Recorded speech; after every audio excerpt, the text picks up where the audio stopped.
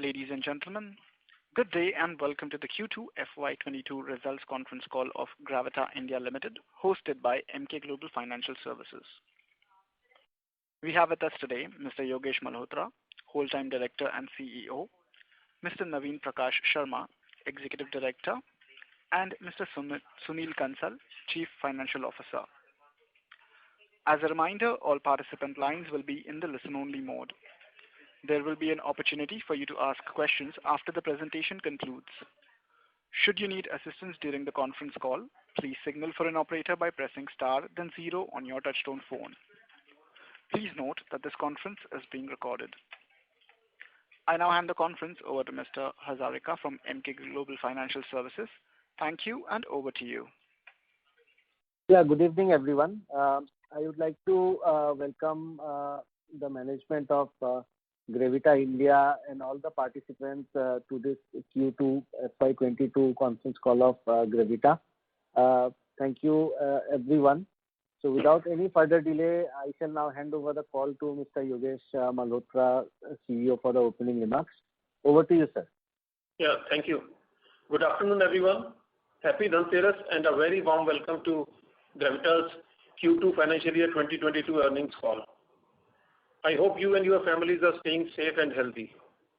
We have already circulated our earnings presentation, and I hope you have had the opportunity to go through the presentation, and we will be happy to take any questions afterwards. We will begin this call with a brief discussion on quarter's performance and financial results. The second quarter for the fiscal year saw improvement on both year-on-year and quarter-on-quarter basis, as it recovers from first and second wave of pandemic, respectively. I am pleased to present that Gravita has continued to maintain the string growth momentum in this quarter as well. Our revenue from operations stood at rupees 546 crores, registering a growth of 61% on a year-on-year basis and 22% on sequential basis. Domestic business continues to lead revenue growth with 64% share, with growth of 47%, while overseas business contributed 36% with growth of 94%. All other segments, lead, aluminium and plastic, have posted positive growth. In terms of volume price mix, top line growth was supported by both increase in volumes and prices. Volume growth was 30% on a year-on-year basis to 34,000 metric ton. Value-added products continue to see healthy increase in contribution, stood at 45% of the total revenue, wherein we get better margins. Company has delivered an adjusted EBITDA of rupees 50 crores, a growth of 61% on a year-on-year basis from rupees 31 crores in the same quarter last year. EBITDA margins increased by 82 basis points to 9.2% compared to 8.4% on a quarter-to-quarter basis. Margins improvement was driven by higher volumes coupled with more contribution from overseas business. Net profit for the period was rupees 37 crores compared to rupees 11.50 crores in same quarter last year. On the profitability front, overseas business contributed 76% of the total profits, leveraging its strength from closer proximity to procurement sites as well as clients and higher operational efficiencies in the business. We are also planning for a pilot project of rubber recycling and copper recycling at overseas locations. Once they are successful, we will be replicating the same at other locations in the next 3 to 4 years. I would like to highlight that Gravita India is well positioned to maintain its leadership position in the recycling industry through superior product mix, improving operational efficiencies in our plants and expanding scrap collection networks, which will help us to create value for all shareholders in the long run. Thank you very much. And now I would like to open the floor for question and answer. Over to you. Thank you very much, sir. Ladies and gentlemen, we will now begin the question and answer session. Anyone who wishes to ask a question may press star and 1 on their touchtone telephone. If you wish to remove yourself from the question queue, you may press star and 2. Participants are requested to use handset while asking questions. Ladies and gentlemen, we will wait for a moment while the question queue assembles. To ask a question, please press star and 1 at this time.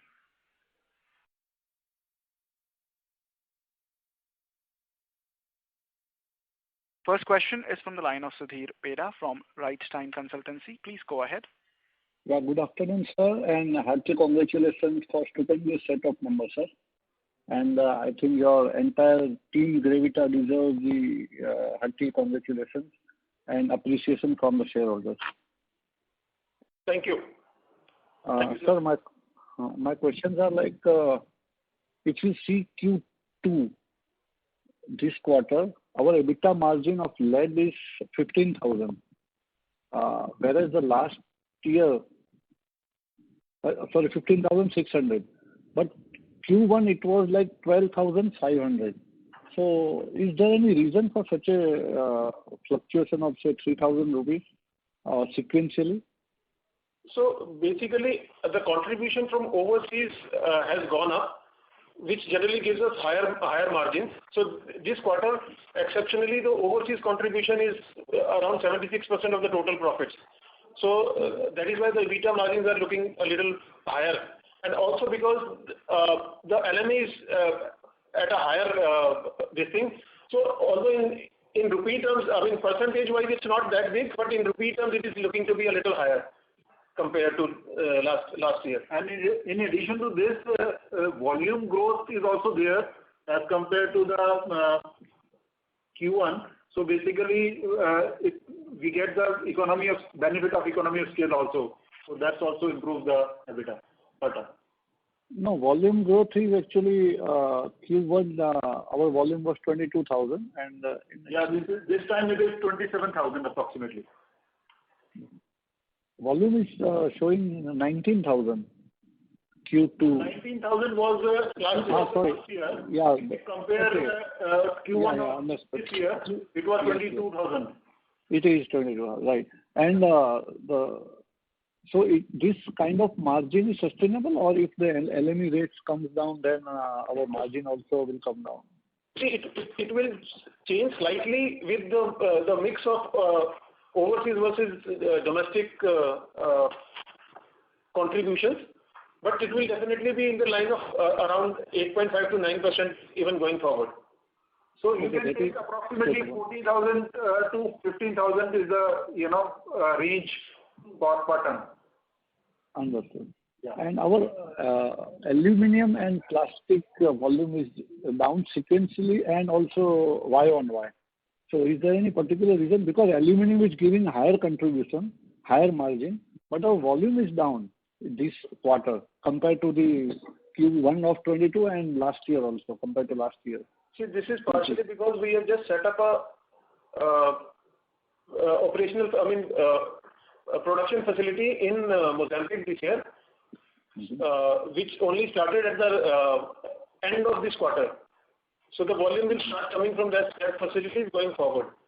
So we started keeping all the scrap. Earlier we were sending that scrap to India. So we held that scrap in Mozambique, and from now onwards, this quarter onwards, that production capacity will also be okay. So this will be covered in the next quarter. This will be covered in this quarter. Okay, so next quarter we will see a higher volume as far as aluminum is concerned. Yes. And so my last question is, our cash flow from the operation is almost nil because of the stock building for the Mundra power plant. So this understanding is right, or how it is? Because we have a 77 crore increase in the stock. So can you give color to it? Yeah, basically we already did the capex of approximately 35 crores for establishing this Mundra plant. So this is impacting one time, but definitely as soon as we are going to start this Mundra project phase 1. So the inventories will also be diluted, and we will start generating cash flows. So we are starting the phase 1 in this quarter only. So basically this higher inventory is because of the inventory build-up running up to the Mundra plant. For upcoming plant in Mundra. Mundra, right, sir. Thank you, sir, for giving me the opportunity, and congratulations once again, and all the best. Thank you very much, sir. Thanks. Thank you. Next question is from the line of Pritesh Chheda from Lucky Investments. Please go ahead. Yes, sir. My question is on the cash flow side, and the changes in net working capital incrementally that you see in the business. There was this one thought about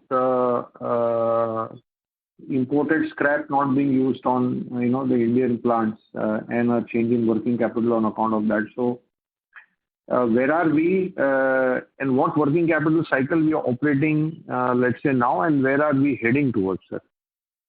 Sure. So earlier we used to, if we talk 1 year back, we used to do working capital cycle of approximately 90 days.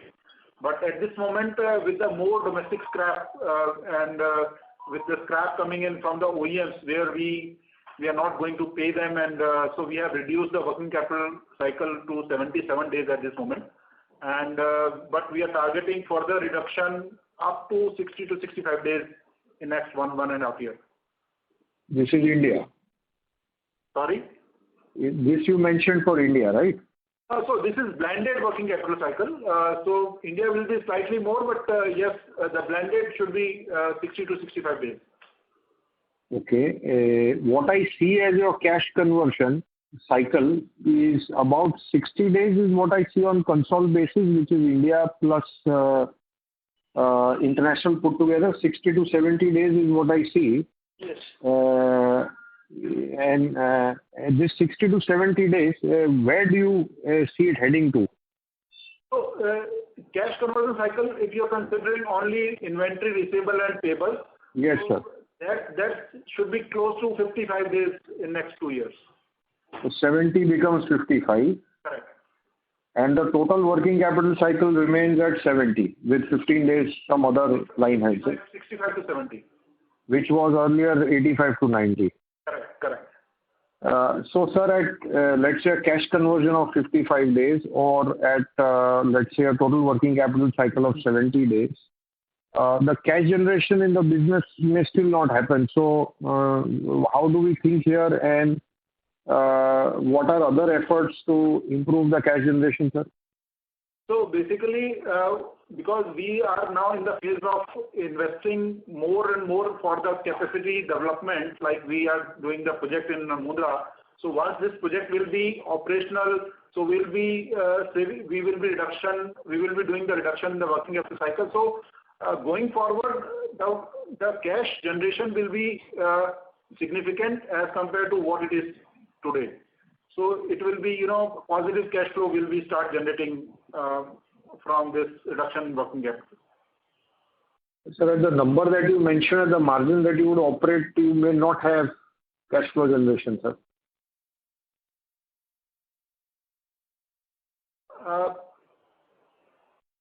We are having so definitely we will be generating the cash flow, because when we have a 60 days of working capital cycle, so it will be, and margin is also improving, so we will, in going forward, we should have a 10 plus kind of EBITDA margin, because we are already reached to 9.9 plus at this moment, and with the more growth coming in from the other verticals where we have lower working capital cycle and higher margins, so we will be cash positive on this in future. Oh, okay, sir. Okay. Thank you very much, sir. And sir, what is the expansion plan other than the 24,000 ton in Mundra? So you are at 106. Yeah, 24,000 tons is phase 1. We are coming up with another 24,000 in Mundra, and also we are expanding the capacity of our existing plants in Africa. So this 160,000 ton capacity that you have, yeah, will add by 24,000 in Mundra phase 1 this year, yeah, right? And when will the phase 2 come? Phase 2, another 24,000 tons. And when it is? Approximately next year by June. And what are you adding at Chittoor and Ghana? Chittoor, we are adding another capacity of approximately 20,000 tons. Okay. And Ghana should be close to 7 to 8,000 tons. And when are these capacities coming? So Ghana will start somewhere around March 22, and okay. Chittoor will start somewhere around December this year. December 21 and Ghana is March 22. So basically, when we start next year, FY23, we'll have 160 plus 24 of Mundra, plus 20 of Chittoor, plus 7 of Ghana. We'll start at 211,000 tons. Yes, correct. And the capacity utilization that we see at 34 divided by 40, which is at about 85% today on 160,000 ton capacity. What is the capacity utilization do you see at the 211,000 ton next year? It would be around 75 to 80%. And that's the max you can do, or you can take it up higher? Yeah, we can go up to 80-85%, 80 to 85%, but that is an optimal level that we are considering right now. We can go up also, but that is the basic bottom line numbers that can always happen, 75 to 80%. So the current quarter at 34,000 ton, which is at about 85% utilization, is kind of a optimum peak utilization for your type of business. Perfect? Yes, correct. Okay. Thank you very much, sir. All the best. And wish you happy Diwali and happy New Year. Thank you. Thank you, sir. Thank you very much. Next question is from the line of Anurag Runwal from Moneybee Investment Advisors. Please go ahead. Hi, sir. Congratulations on a great set of numbers. So two queries. One, sir, Mundra, I just wanted to know which quarter is this new capacity coming up, Q3 or Q4? Secondly, I wanted to understand more in terms of our EBITDA margins for the overseas operations versus the domestic operations. I wanted to know what's the kind of margins that you make in the overseas operations as compared to the Indian operations. Yeah. So Mundra definitely would be operational in Q3 only. Okay. So probably this month itself will start the operations. As far as overseas margins are concerned, the total EBITDA margins? Yeah. So margins in overseas is, if we talk percentage-wise, it is approximately 15 to 16% of EBITDA margin. Okay. So what I was trying to do was that I tried to sort of, reduce from the consolidated numbers, the standard numbers, and I am getting the resultant numbers. And from that resultant numbers, I believe that would be for the overseas operations. Is that the right way to sort of calculate? Not exactly, because there are certain goods which are moving from overseas to India also. So there is some overlap also there between India and the consolidated number. So the exact number is 76.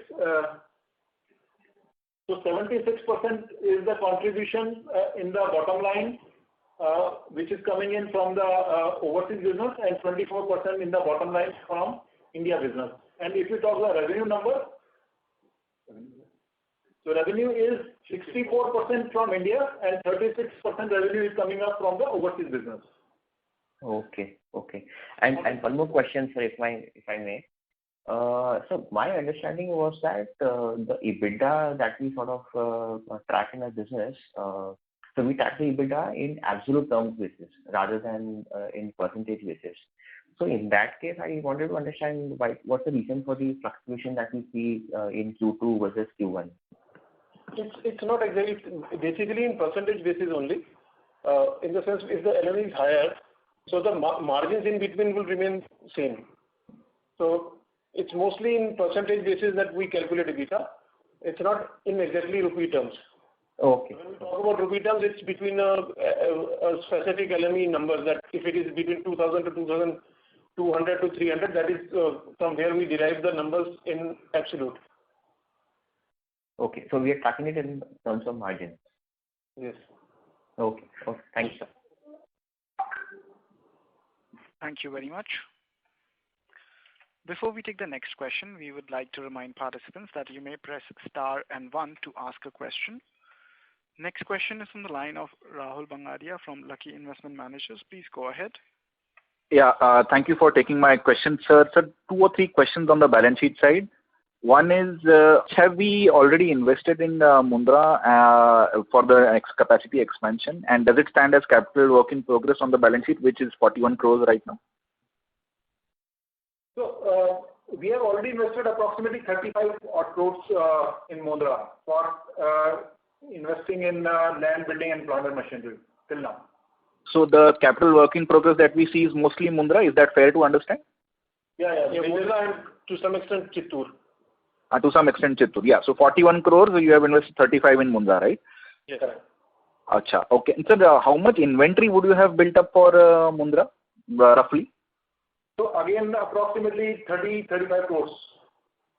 For which the production is yet to start, right? Yeah. So it's not exactly in Mundra. So it may be in like other plants lying in Jaipur or Chittoor, because inventory will be processed in Jaipur or Chittoor only. But where the capacity will be free from the whatever import scrap will be start processing in Mundra. So when capacity will be free for domestic, and then that additional inventory will be processed at Jaipur and Chittoor. Okay. So that is first question. Second is, if you could just give us a flavor of what are the other current assets at 134 crores that stand in the balance sheet. It was 85 in March. What is it today? And what is the breakup roughly of the 134 crores that stand there? So 134 crores is basically advances also to vendors, and mainly to some government receivables like GST and all. So major part is advances only, which is close to 50 odd crores, and some GST part, which is approximately 20 odd crores. Okay, so that, as you had also mentioned in the previous answer to the previous question, that is broadly that 10-15 days of additional working capital besides the inventory debtor minus payable section that you mentioned. Correct. Okay. So that was the second, sir. If I can have the third. So your payables in the last, let's say, 6 to 8 quarters have gone up a little faster than your inventory itself, and which has also meant that your inventory, the overall net NWC, net working capital, has come down. Is this basically because of your back-to-back arrangement with corporates, or you have been able to negotiate better credit terms with your existing vendors? How does this work out? Correct. So basically, what is happening is that we are getting more and more scraps from these OEMs contracts in India. So the arrangement with them is that we are taking the inventory from them. We are purchasing from them as a scrap, and it is lying in the inventory. And on the second side, it is also lying on the trade payables. And we don't need to pay them, and we just need to convert into the metal and supply it back to them. So that's the arrangement, and that's the improving working capital cycle for us, because that's not practical inventory for us. So how much of this 436 crore inventory that you have on the books will be under that arrangement? Approximately 70 to 80 crores. 70 to 80 crores. Okay. And so my final question, if I may, sir, you have mentioned previously also that you kind of hedge all of your inventory nowadays for the last maybe 4 to 5 quarters, and before that as well on the LME exchange. You have also given a note to account where you have mentioned some 7 crores profit which has been netted off against the loss. I just wanted to understand, sir, is it not a disclosure that you should be making probably in your annual report or something? Because I couldn't find anything in the annual report disclosing your positions in LME. Yeah, so basically, till now we were not doing it, but definitely we are seeing some questions on that. So definitely this year onwards we will start disclosing this also other than the foreign contract. So LME commodity contract also we will be displaying. Can you disclose right now, sir? How much? What is the outstanding contract? Let's say roughly, what is the tonnage that you have outstanding on the LME as of September?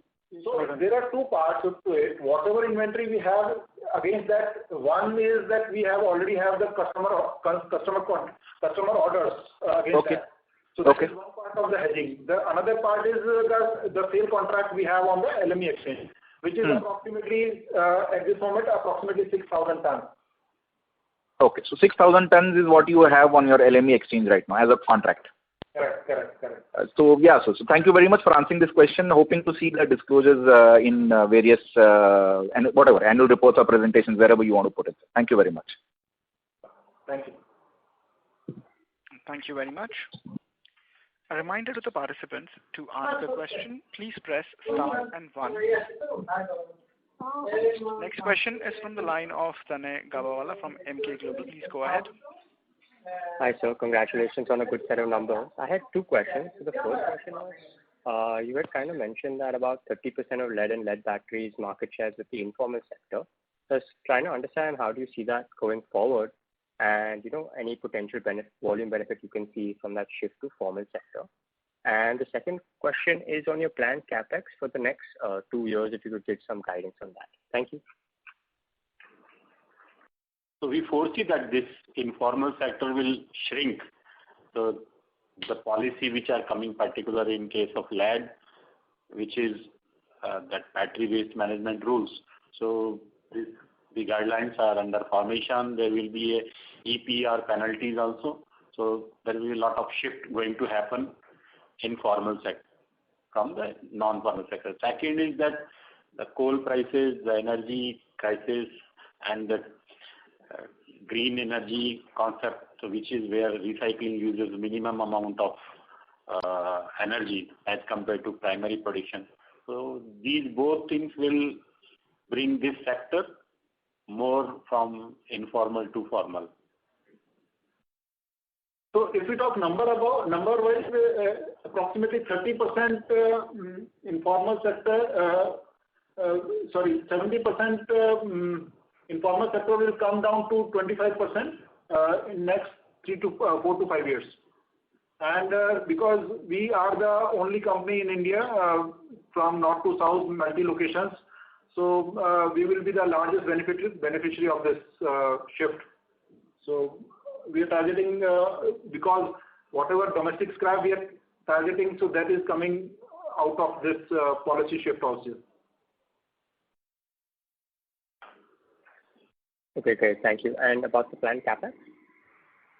So planned capex, at this moment we are taking, as we discussed, that we are coming up with the Mundra plant and from a capacity expansion in our existing plants also. So we are planning to have approximately 60 to 70 crores each year up to next 2 years. And we are also doing some pilot projects in rubber recycling and copper recycling. And once it is successful, then we can replicate it. So that will be additional in next 3 to 4 years. Great. Thank you so much. Thank you very much. Participants who wish to ask a question may enter star and 1 at this time. Next question is from the line of Jagnesh from Emkay Global. Please go ahead. Congratulations, sir, for the great set of numbers, sir. My question is, sir, post this Mundra plant commence, what kind of logistic cost you will save and what kind of profitability will improve, sir, from this level? If you can quantify. Actually, what we are doing currently is whatever scrap we are importing, we are bringing it to our inland plants. So, for example, Jaipur and Chittoor. So the overall cost is around 2 to 3%, bringing them from port to the plants. So we will save some amount of this cost when we process this material in the existing in the Mundra location only. So that would be around 2%, in the vicinity of 2%. But in addition to that, we will also save some inventory cost, because there is an inventory carrying cost for bringing that material to Jaipur and then exporting it back to Mundra. So which is around another 7 to 10 days inventory carrying cost will also be reduced. Okay. And how about overall profitability will improve from this level? I mean, if you can quantify some numbers like. So import is approximately 50% at this moment for India production. So this 2% gain on import part, so it will take approximately 0.75, 75 basis points to 100 basis points in EBITDA margin, overall EBITDA margin. Okay. And my second question is like right now the major portion is coming from lead side. How about business like you guys are comfortable business like lithium, copper and other segments, sir? Yeah, so as Sunilji already mentioned that we are putting up 2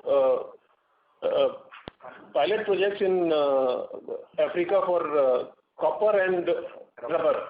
So those 2 verticals will start by this year end, and probably in the next year we'll get some numbers from those 2 verticals. In terms of lithium ion, actually we believe that there is still some time for lithium ion volumes to come in India. We believe that it will take around 7-8 more years. So we are already in discussions with some technology companies, and we will probably start some pilot project for lithium ion in India also in the coming 1.5 years. Okay. Thank you very much, sir. And all the best, sir. Thank you very much. Thank you.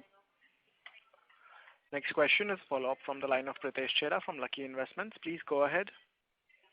Yes, sir. So to one of the questions that you answered to a participant on the payable days, so it's like do you get a credit of about 100 days on the material that you procure from the corporate? So how it works is that we procure on behalf of the corporates. So we take it from their dealers, their distributors, bring it to our factory, process it, and then give them finished goods in lieu of the procurement that we do on their behalf. So there is no payment for the scrap that we collect on their behalf.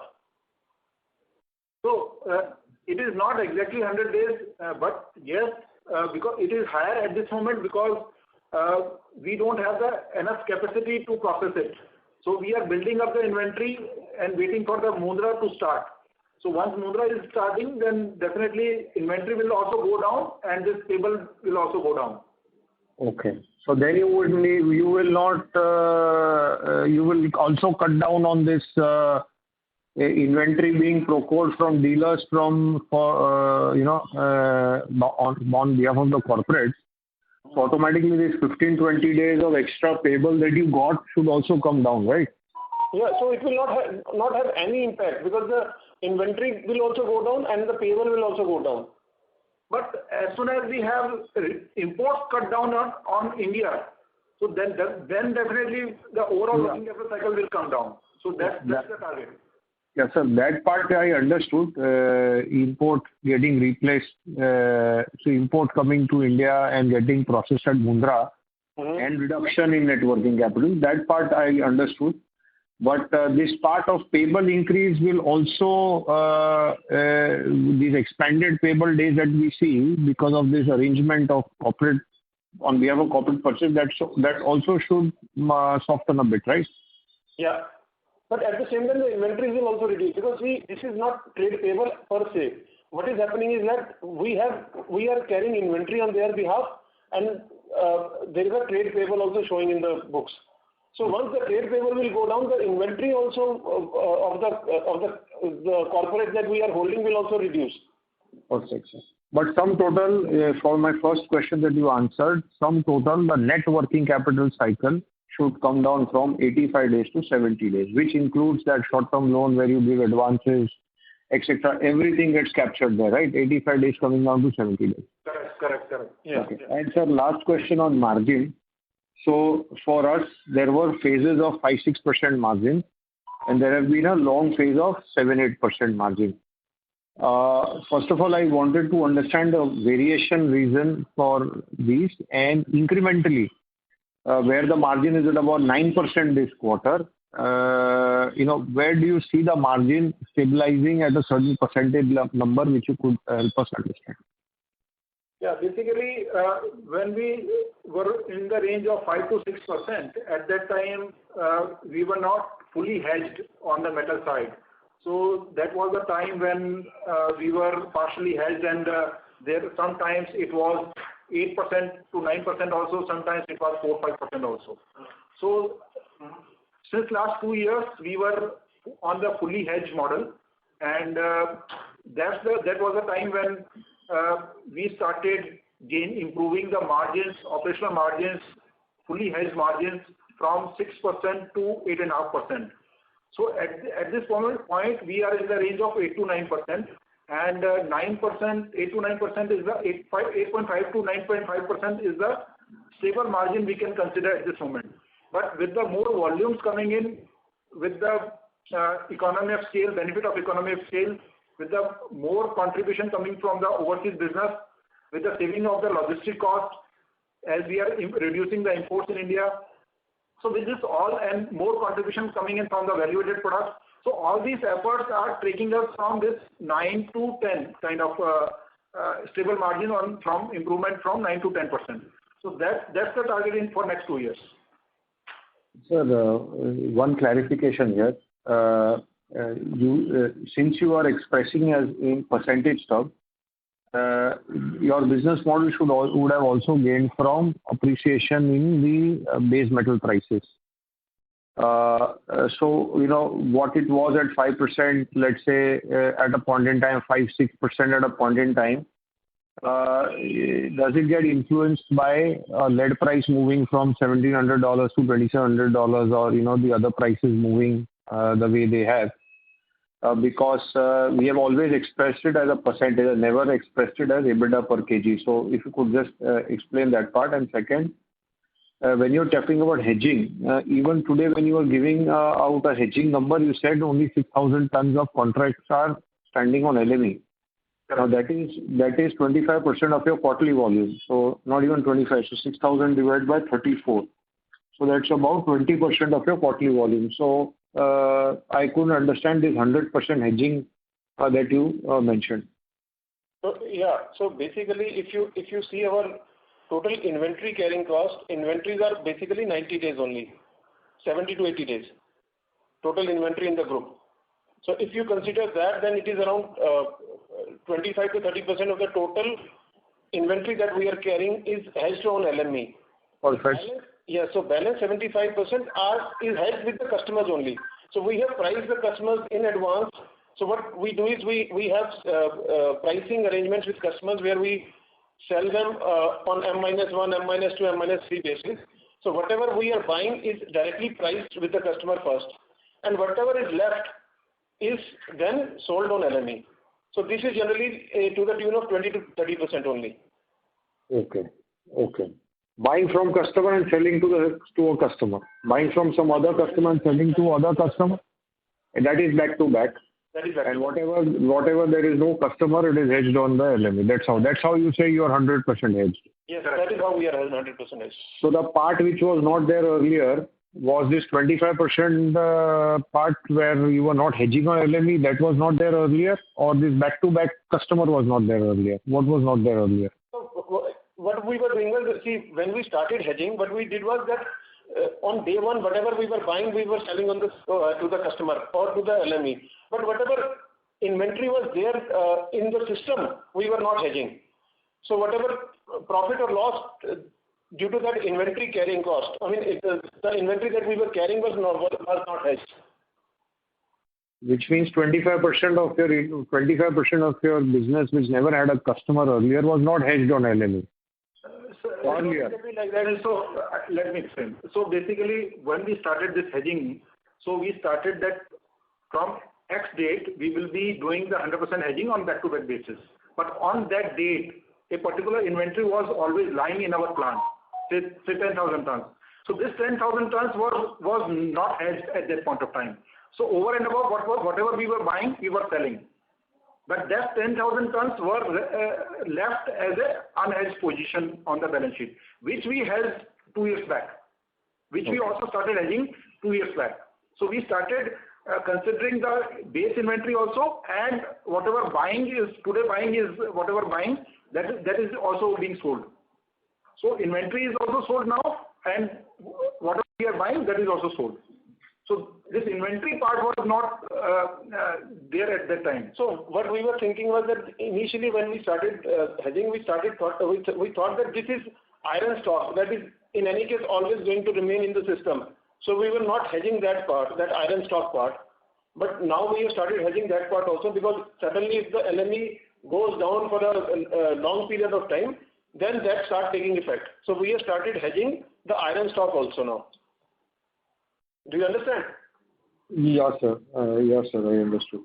Thank you very much, sir. Thank you very much, sir. Thank you. Next question is from the line of Aditya from Arctic Lights Capital. Please go ahead. Am I audible? Yes, you are. Please go ahead. Yeah. So I wanted to ask you, now that the policy has changed in our favor as compared to the earlier, like the informal sector was the main part of the market, and now it's in favor of the formal sector. So now what will be our biggest challenge to take the market share away from them? There are two challenges. First of all, we have to build up the capacities, because we only had capacities because we were not getting any formal scrap in Indian market. So the first thing that comes to mind is the capacity increase. Once that happens, then the second part will come, because currently we are not going to the corporates. We are not talking to corporates also, because we do not have enough capacities to process the scrap. And also then there is some, the market leaders have started going by the book. They have started following the rules, but then there are other companies also who are just waiting and watching. So probably it will take some time, 2 to 3 years, for all these companies to then start following the rule. So probably that is why we are estimating that in the next 4 years, the formal sector, which is at currently 30%, will go up to 75%. And because we are the largest player and we have operations in majority, pan-India basis, so we will take the larger chunk of this. Okay, so to summarize it, first is the capacity, and the second is that the customers also need to start getting involved in this. So so it's a chicken and egg situation. Currently, the customer cannot follow the rules because there are not enough formal recyclers in the country that can process all the scrap if they start taking it back. So there's a supply-demand gap which we can fill with our increasing capacity, correct? Yes. Yes. Okay, thank you. Thank you. Thank you. Next question is on the line of Sunny Agarwal from JKU Impex. Please go ahead. Yeah, hi sir. Yeah. Sir, firstly, I have two questions. Firstly, I want to understand, sir, that Gravita is a 30-year-old company, but most of our revenues are coming from lead. So I want to understand, is it that difficult to enter into other areas of recycling, or what has stopped us now from diversifying into other areas? No, it's not very difficult, is what we have realized. But actually, if you see, they are very similar. Recycling business is very similar, especially if you talk about metal recycling. It is the practices are similar. But then when you go into detail, your workforce, your technology, manpower, everything is different when you go into a different segment. But yes, once you enter into those verticals, going to the second vertical was difficult. It took us probably 25 years to go into the second vertical. But since then, now we have realized that we can go into other verticals also. So if you see in the last 3-4 years, we have already added 2 more verticals. We are adding 2 more verticals this year. And probably going forward also, we will keep on adding these verticals, because we see certain synergies both at the procurement level and then at the operations level, where we can take advantage of these synergies. Okay. So, sir, in the next 4 to 5 years, I assume we will be a full-fledged recycling company covering various verticals, I assume? Yes, definitely. All right. So I have one more question, sir. I have read multiple times that by 2025, Gravita is looking at a turnover of around 5,000 crores. Your target is to double your revenues in the next 3 years. That is what I have understood by your presentation and various other. So are we on track to achieve that? Yes, we are on track. If you look at the past 3 years in terms of profits and volumes, we think we are going at a right age. Although we believe that the past 2 years was basically in building up the capacities, which we have started realizing now. So the capacities that we are building this year would start giving us effect in the next 2 years. So we believe that we are well equipped to go to the numbers that we have already projected. We think that it's very much possible.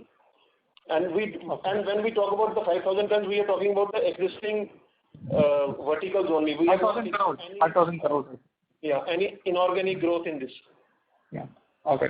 Thank you. Thank you very much. Thank you. Next question is a follow-up from the line of Rahul Bangadia from Lucky Investment Managers. Please go ahead. So thank you for taking my question again. Just a broader question on this formal-informal thing. It's been repeatedly mentioned and discussed that formal is 30%, which will probably move towards 70-80% in 3-4 years. If you could just give us a sense of what is it that differentiates the formal? So basically starting from what are the hazards that this whole lead processing thing faces in terms of human hazard or environmental hazard? What are the precautions that a formal guy takes, which an informal guy doesn't take? I'm just trying to understand what is the moat here or what is the entry barrier here. So basically, you can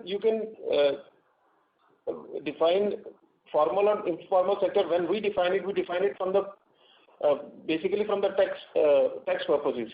Okay. Not so much from the environmental perspective. Okay.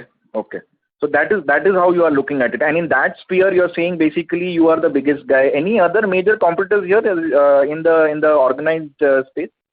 Yeah, in India? In lead, there are 2 or 3 public limited companies other than us. One is Nine Limited, and then there is Pondy Oxides. Okay. In terms of multi-locational and basically smelting facilities, we are much bigger than both of them. Okay. Thank you so much, sir. Thank you for answering this. Thank you. Thank you very much. Next question is a follow-up from the line of Anurag Runwal from Moneybee Investment Advisors. Please go ahead. Hi, sir. Thank you for the follow-up opportunity. Sir, in our vision statement, we are sort of mentioning that when we talk of revenue, we are saying that we'll grow our revenue by 25% CAGR for the next 4 or 5 years. So, first of all, can we sort of divide this revenue CAGR in terms of how much will be the volume growth and what's the kind of price growth that you're expecting in this? And secondly, when we talk of profitability, we are mentioning that we'll grow by 35%. So this I wanted to get more color on this in terms of so when we talk about margins, we are saying that the margins are being tracked on percentage basis. So how will falling metal prices scenario impact these numbers? So when we talk about 25% CAGR, it's basically on volume basis. Okay. So, and the second part is that we are taking various initiatives. As we mentioned that the overseas business is increasing in India. We are importing in Mundra. We will be saving logistics costs to quite an extent, and then finance cost also will be reduced. We are inventory also, so working capital cycle will reduce, which reduces the finance cost. Apart from that, we are also focusing on value-added products, which will give us better margins. We are targeting 50% plus value-added products. And at the same time also, because of the volume increase, we will get economies of scale, which will increase the profitability growth. Not only this, we are also, as you've seen that plastic and aluminium has also started giving us better results. Our profitability in those segments is much better. So we believe that going forward, when these segments become bigger, the profitability will also increase. So there are many such things that we are very much sure that profitability growth would be much bigger than the revenue growth that we'll do in the years to come. And even in case of lower metal prices or lower selling prices also, this 25% growth will be there definitely, because we have considered this even at the lower prices also. Okay. Thank you. Thank you very much. As there are no further questions, I now hand the conference over to the management for closing remarks. Over to you. Yeah.